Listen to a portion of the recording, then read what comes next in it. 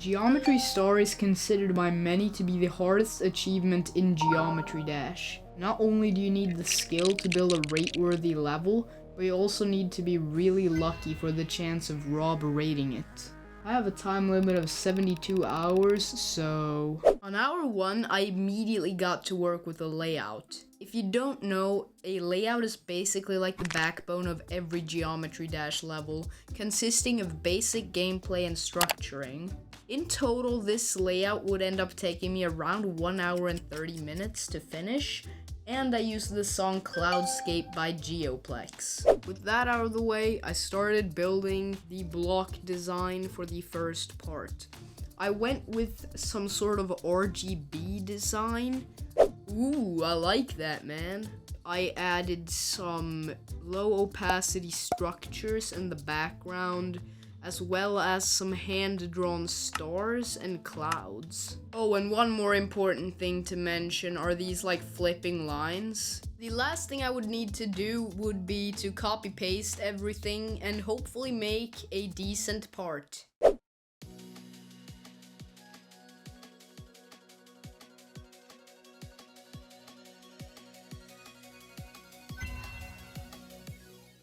For the very next part, I wanted to take inspiration from Space UK and make a similar design to this.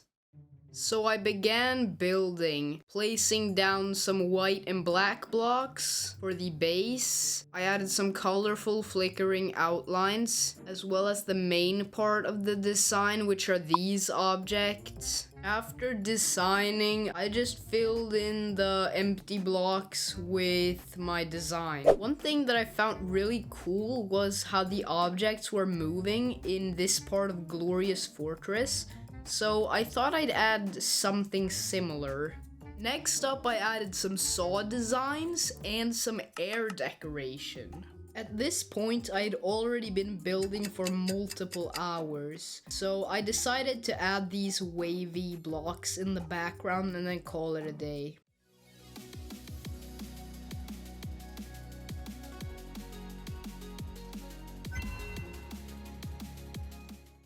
So day 2 rolled around. It was time to start building part 3. And for this part, I wanted to take some inspiration from my old unfinished level, Element 47 AG. The part I was gonna take inspiration from actually didn't focus on block design, but rather these pulsing bricks in the background. Here are a couple of designs I came up with, as well as the pulsing loop for the background blocks. Another thing I really do love about this part are these pulsing pillars, as well as how I incorporated the pulsing loop to basically everything in this part. Oh, and don't even get me started on how long it took me to incorporate this area scale to these indicator things. It probably took me 20 or 30 minutes, while it should have taken 2. Final thing I could probably mention are these spike designs, because they're just like the first spike designs I've ever made that aren't just these completely white spikes with different colors. In my opinion, this is definitely the best part of the entire level, so enjoy the showcase of the part.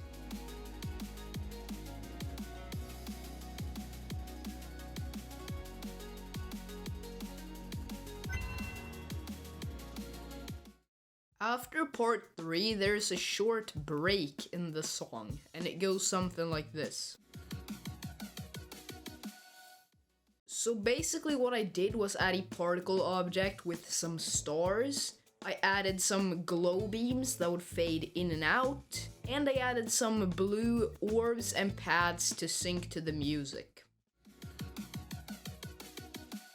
Now part 4 was quite interesting, cause I started designing and for like 30 minutes I couldn't come up with anything. So I got sidetracked and tried to get this really hard coin in Ghost Vandalf F.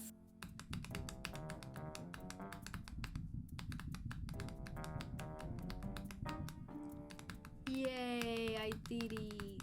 This would be the level I took inspiration from for the next part, as well as this part from BB Circles. So I immediately got to work creating a hybrid of these two types of designs. And this is what it ended up looking like. Next up, I added some background blocks, and after that, some air decoration.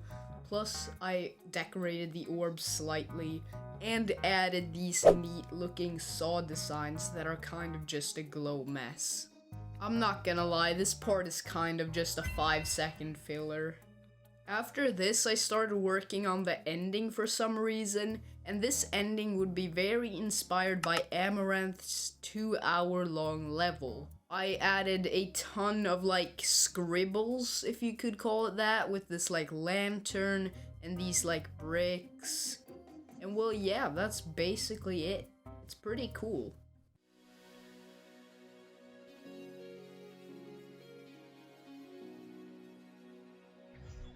I continued to jump parts, so it was time to start decorating part 7. For this part, I would take inspiration from Walter White by Ren. Yes, Ren again. Insert cool time lapse.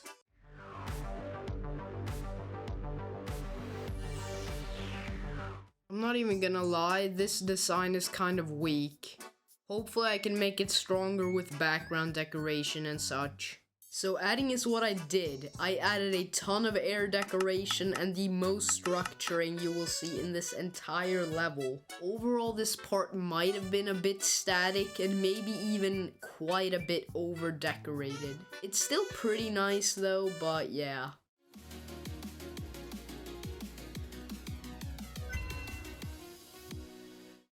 If you are bored watching this right now, I wouldn't even blame you. I have barely gone into detail about anything, so I really want to change that for part 4. Oh, and I also forgot to mention that it's already day 3.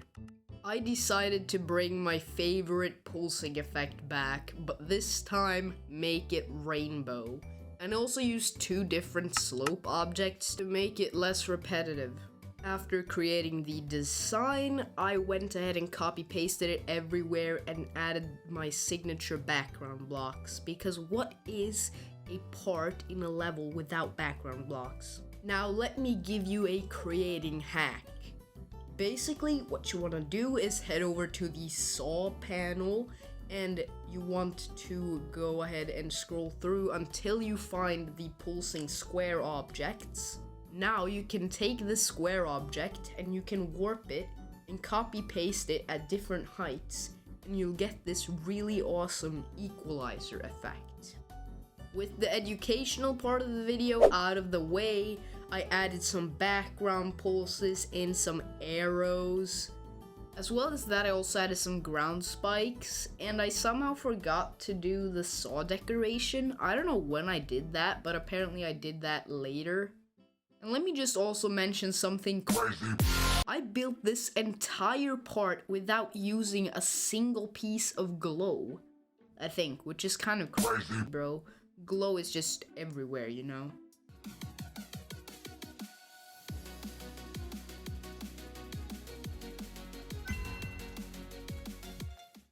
So the end finally arose.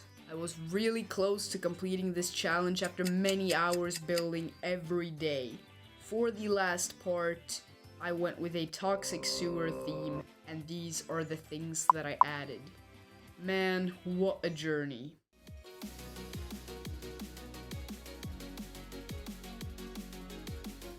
And just like that, it was over. If you would like to see the full showcase, make sure to check out my second channel, KyanX2.